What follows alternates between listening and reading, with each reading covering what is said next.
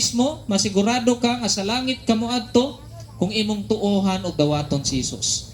Dili ang among simbahan na makaluwas ninyo, dili ako ang makaluwas ninyo, magdala ninyo sa langit, kundi si Jesus lang. Ningon si Jesus sa Juan 14:6, ako lang ang dalan, kamatuoran ug ang kinabuhi. Siya ang dalan padulong sa langit, siya ang kamatuoran kay siya ang tinuod nga Dios. Siya ang kinabuhi kay tungod pagkahuman sa tulo ka adlaw nabanhaw sa pag-usab. Masabtan nato. Subot pa sabot si Kristo dili tao lang, kundi Dios siya kaniadto pa lang.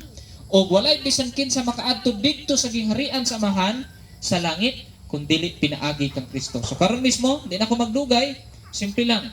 Bago kami matapos dinhi, pila na lang man ka minuto, makita nato ang sumpay sa pelikula, pero bago kami mulakaw, kini pagsigurado sa ato ang kinabuhi. Nga kung mawala man ta dinhi sa kalibutan, wa ta kabalo kung hantud kanus ata, pero dapat sigurado ta kung asa ta muadto. Ipiyong nato atong mga mata. Tapos, ayaw mo kaulaw. Kay dili man ta madala sa atong kaugalingon o sa atong katapat. Sabay mo sa ako sa pag-ampo ha. Sabay tang tanan. Sa sulod o sa gawas, sa pamnimalay o tindahan. Sabay tang tanan. Jesus, salamat sa imong pagmahal para nako. Ako, usa ka makasasala. Angayan ko, masilutan dito sa impyerno.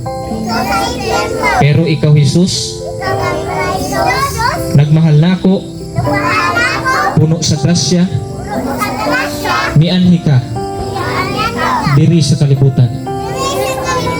Ikaw ang namatay, dito sa krus, huli na ako, silutan, dito sa impyerno.